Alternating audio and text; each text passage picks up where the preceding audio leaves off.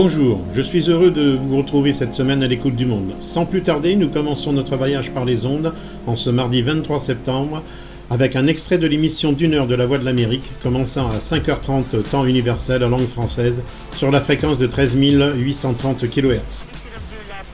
Musicale avec Roger Montou. Salut Roger. Bonjour Morgane. Tian Winter est un artiste né à Antigua, très motivé et confiant. Cet artiste a un talent fou avec une capacité unique de mélanger des chansons populaires et R&B dans un style caribéen contemporain, créant un produit musical qui fait bouger tous ses fans. Ce matin, on l'écoute, on bouge aussi, pourquoi pas, dans Bump and Grind.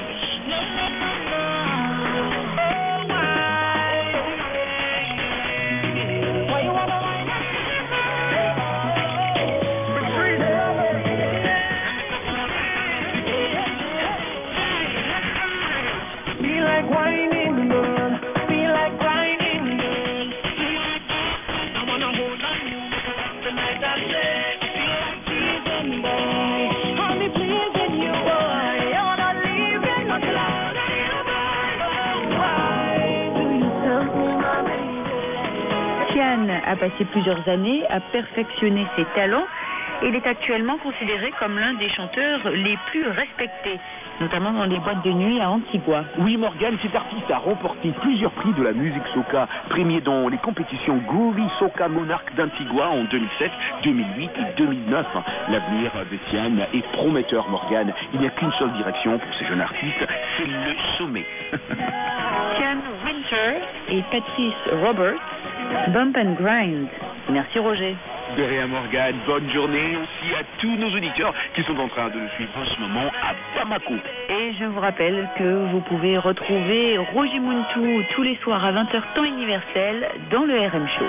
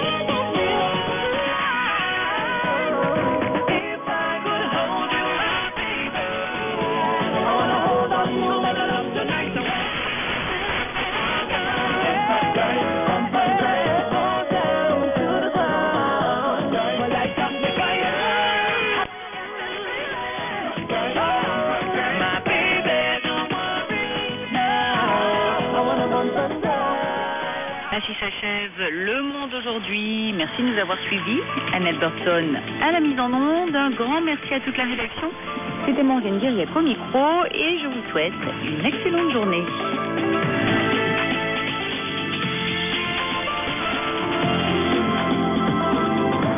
Pour les dernières nouvelles en Afrique, aux États-Unis et ailleurs dans le monde, retrouvez-nous sur Internet, Facebook et Twitter.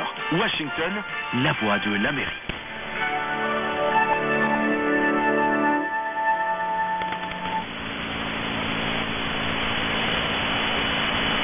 This program has come to you from the Voice of America, Washington. La Voix de la Mongolie, quant à elle, peut être écoutée en langue anglaise de 14h30 à 15h temps universel sur la fréquence de 7310 kHz via le centre émetteur allemand de Karl Krebel.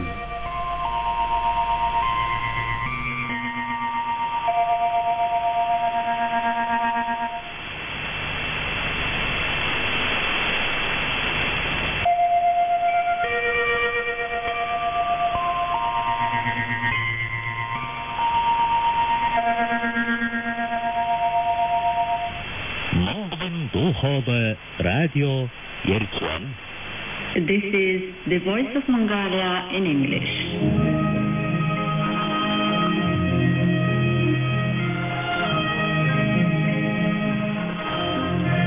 Sembano. This half-hour transmission can be heard in Southeast Asia at 900 UTC on 12085 kHz and in Europe at 1530 UTC on 12.15 kilohertz shortwave. You can also visit our website at www.en.vom.mn and listen to our daily broadcast.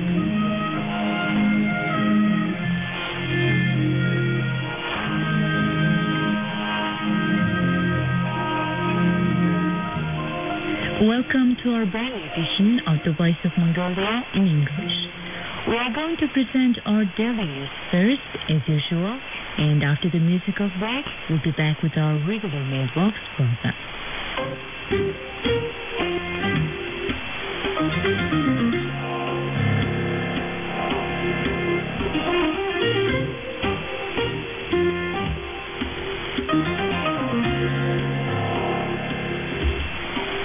Now, here is the news.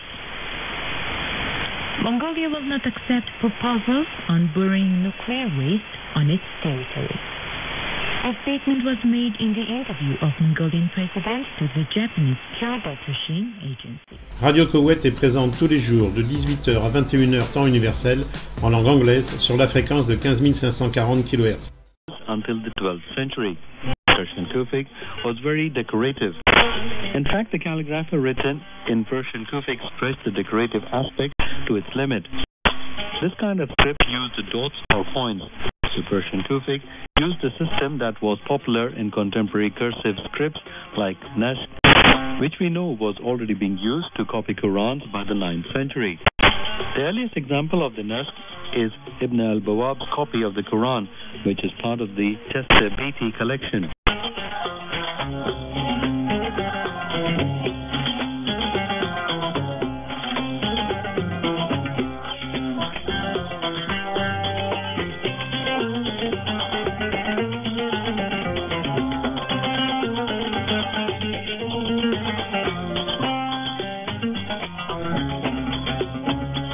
You're listening to the Arts of Islam on Radio Kuwait, and we are talking about the importance of geometric symmetry in calligraphy.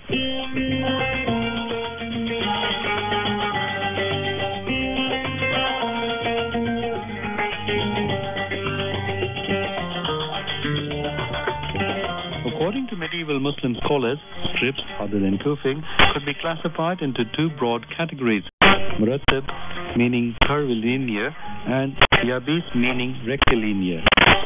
The Muhakkik, Nashk, and Rehan were rectilinear, while Tuld, Taqwi, and Rika were considered curvilinear. In fact, rectilinear scripts were usually used for religious texts. Curvilinear ones were used for civil service documents and correspondence. Let us look at other geometric aspects. In Rehan, for example, the final alif and lam letters taper to a point. There is usually a more pronounced spike on the initial alif lam of the definite article, and its vowels are finely written. Apart from the six main hands of classical calligraphy, there were a number of important regional varieties of calligraphy.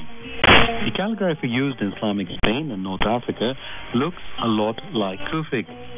Those forms were called Maghribi and Andalusi, and they were used in the western part of the Islamic world. And although the art of calligraphy had exactly the same prestige there as it had in the East, Mercredi 24 septembre, nous abordons le continent africain avec la Voix du Nigeria et son émission quotidienne, diffusée de 5h à 7h temps universel en langue anglaise sur 15 120 kHz.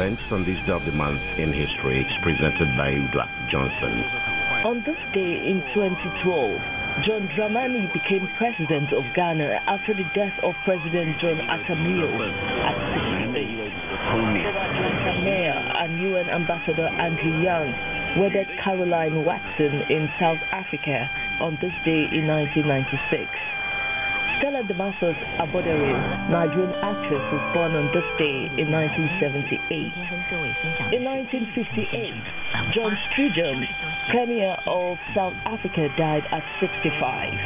On this day in 1937, Osip Kasimawo Olawale Abiola, Nigerian politician, was born. U.S. Attorney General office was created on this day in 1789. Also on this day, the U.S. Congress established Post Office Department following the new constitution.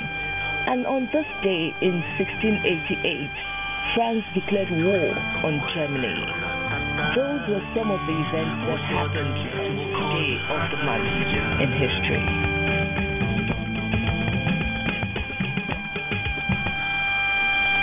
Today in history ends this edition of One Scope, but before we go, a recap of the major stories. President Goodluck Jonathan of Nigeria is in New York to address the 69th session of the United Nations General Assembly. The World Health Organization says new figures suggest 70% of people infected with Ebola in West Africa have died. The UN agency warns that Ebola infections will increase to 20,000 by November if efforts to tackle the outbreak are not stepped up. U.S. and Arab allies have launched the first strikes against Islamic State militants in Syria. You can listen to Voice of Nigeria on www.voiceofnigeria.org. To reach us, you can send your email to vonlagos@voiceofnigeria.org or english@voiceofnigeria.org. Today's edition of Von Scope was produced by Cynthia Okere. I am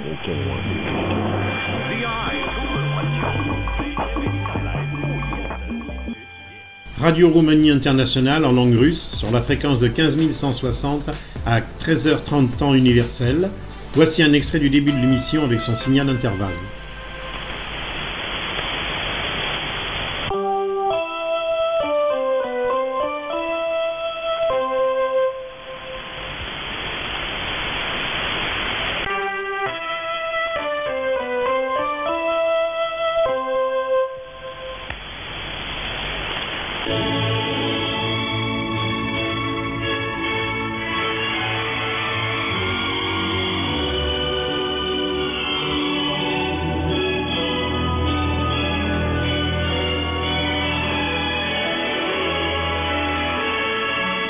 Говорит Бухарест, Интеррадио Румыния.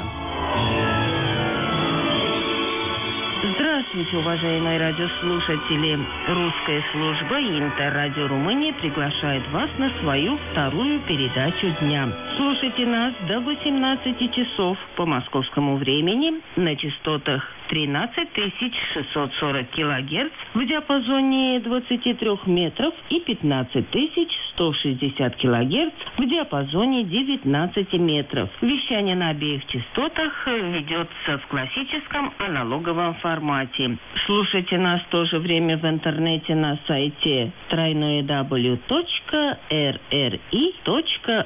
Здравствуйте, уважаемые радиослушатели! Ваши приемники настроены на волну Интеррадио Румыния.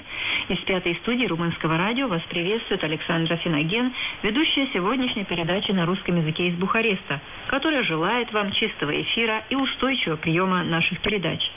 Нашу передачу открывает информационный блок «Инфо Плюс», в начале которого предлагаем вашему вниманию выпуск новостей.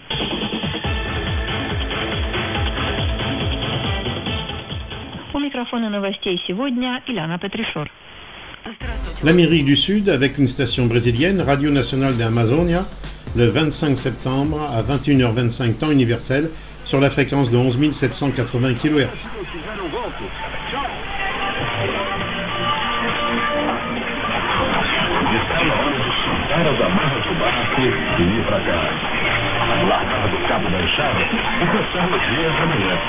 Deixar a bicharada se reconhecer entre eles também, desligar os motores, que preciso esfriar para uma nova jornada. Largamos as fazeiras do campo, domingo, tomar o rumo de casa e descansar. Chegou aqui o programa do nosso pescador, do ativista, do assentado, do indígena, da mulher, do agricultor familiar e de toda essa gente no campo. Nossa Terra, a produção da sua Rádio Nacional da Amazônia. Mas continue conosco. Vem aí notícias.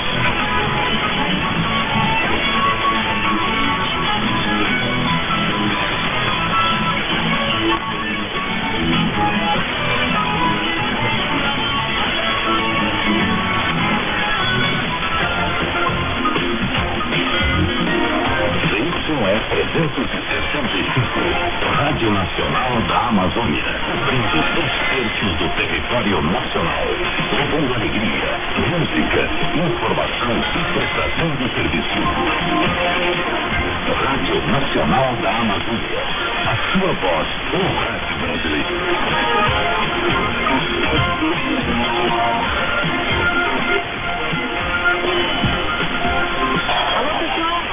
Radio Echo of Europe, émission en français diffusée via WRMI aux États-Unis sur la fréquence de 11 580 kHz de 23h à 23h15 en temps universel.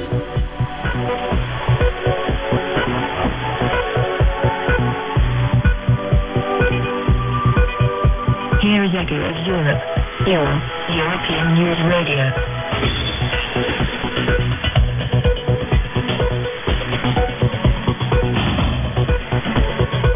This is a program of the French service, broadcast on shortwave to North America on 11,580 kHz. You can also listen to us on medium wave in France, Italy, Switzerland, Austria on 1,368 kHz and on our website www.echoofeurope.eu. You can send us a feedback by email to contact@echoofeurope.eu or on our website www.echoofeurope.eu on reception report page.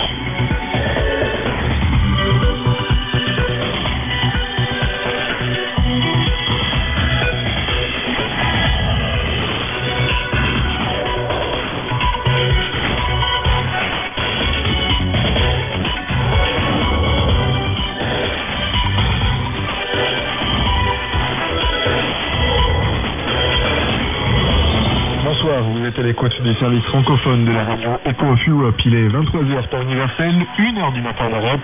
Et ce soir, c'est la deuxième de notre spéciale consacrée à la nouvelle commission de Jean-Claude Juncker. On continue ce soir de revenir sur la nouvelle commission. On va faire le tour des 3 grandes parties du Parlement pour recueillir les impressions des parlementaires. Et on commence de suite avec la droite. Bonsoir Philippe Juvin. Vous êtes élu du PPE. Le retour de Radio Ukraine Internationale en ondes courtes via WRMI de 23h30 à 0h temps universel sur la fréquence de 11 580 kHz en langue anglaise à partir du jeudi 25 septembre. Voici la première.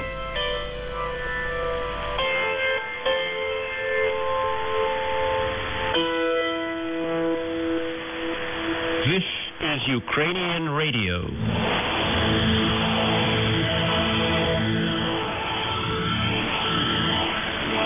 In this half-an-hour broadcast of Radio Ukraine International, you will hear a news bulletin, Ukrainian Perspective, a program of news reports and commentaries, and Reading Lounge, featuring St. John's Eve by the renowned Ukrainian writer Mykola Hohol. I am Serhiy Nalisny, and the studio producer is Lyudmila Sudakova. First, the news read by Serhiy Nalisny. Gaining membership of the European Union is a common goal for all Ukrainians. Ukraine's President Petro Poroshenko has said while presenting the Strategy 2020 in Kyiv on Thursday at the 12th Extraordinary Congress of the Judiciary. We will definitely and surely achieve the prospect of membership in 2020. He indicated that the new reform program, Strategy 2020, envisages 60 reforms, special programs, the implementation of which will prepare Ukraine for a membership of the European Union within 6 years. There are 8 priority reforms, he said. Firstly, anti-corruption reform, the renewal of power and the bureaucratic apparatus, a judicial reform, a reform of law enforcement agencies, decentralization, and a reform of public administration, a tax reform, business deregulation and development.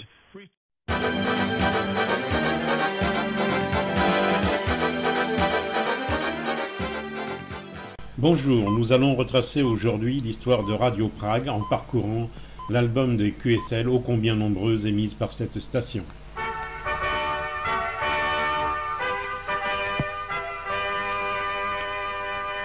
Deux émetteurs, un Marconi et un SVB de 34 kW, sont installés entre 1935 et 1936 dans la station de Podebrady. Les essais débuteront le 24 juillet 1936, puis les émissions régulières commenceront le 31 août de la même année.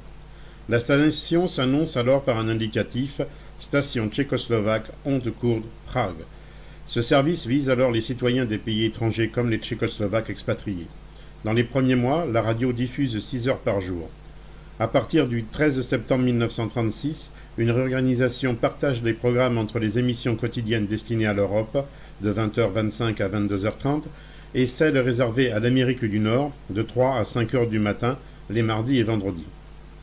En 1937, les émissions vers l'Amérique se font en anglais, espagnol, rutin, slovaque et tchèque, tandis que celles destinées à l'Europe ont lieu en anglais, allemand, français, tchèque, slovaque et occasionnellement russe, italien, néerlandais et roumain. Radio Prague, Czechoslovakia.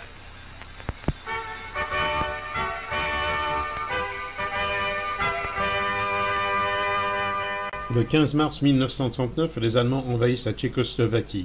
La radio nationale est alors intégrée à celle du Troisième Reich et ne diffuse plus que 2 heures par jour en direction de l'Amérique du Nord. Hello and welcome once again to Radio Prague. First, here is a resume of our program contents today. We start off with the news. À la fin de la guerre, la station reprend une activité normale. Elle est annoncée par plusieurs identifications. Station Prague, ici Prague, Tchécoslovaquie, vous êtes à l'écoute de Prague. En 1946, elle connaît une forte expansion, si bien qu'au début 1947, elle parle en 18 langues. Elle diffuse alors 6 à 7 heures par jour, puis 7 à 9 heures l'année suivante. La moitié de ses émissions sont destinées aux pays du bloc soviétique.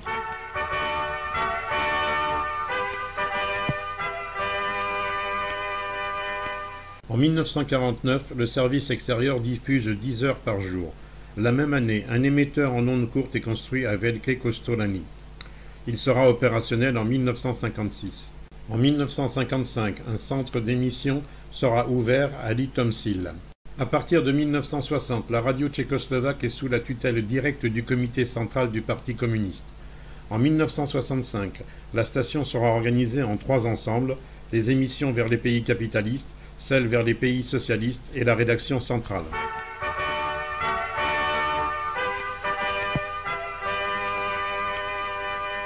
La seconde moitié des années 60 est marquée par la plus grande souplesse de la part de la censure, qui est abolie en 1968. Durant l'invasion soviétique consécutive au printemps de Prague, la station continue d'émettre clandestinement jusqu'au 9 septembre, date de retraite des troupes soviétiques. Les émissions régulières reprendront à cette même date. À partir des années 1970, le nom le plus utilisé pour désigner la station est Radio Praha, Radio Prague. Entre 1968 et 1970, la station connaît d'importants changements. Les employés qui se sont compromis lors du printemps de Prague sont progressivement écartés. En 1972, l'interprogramme est créé. Il s'agit d'un programme destiné à l'Europe occidentale, composé de 5 heures de musique coupées tous les quarts d'heure par des programmes d'information en tchèque, slovaque, anglais, français, allemand, puis plus tard russe. En 1981, une section polonaise est créée pour contrer le mouvement Solidarność en Pologne. En 1989, le régime communiste tchèque tombe. Entre le 1er avril et le 7 mai 1990, la station cessera d'émettre car les statuts de ses émissions sont indéfinis et ses moyens financiers, techniques et humains sont diminués. En 1992, l'interprogramme est arrêté tandis que les rédactions centrales disparaissent. À partir de cette date, Radio Prague ne couvre plus que l'actualité nationale. Depuis février 2011, la station ne diffuse plus en ondes courtes.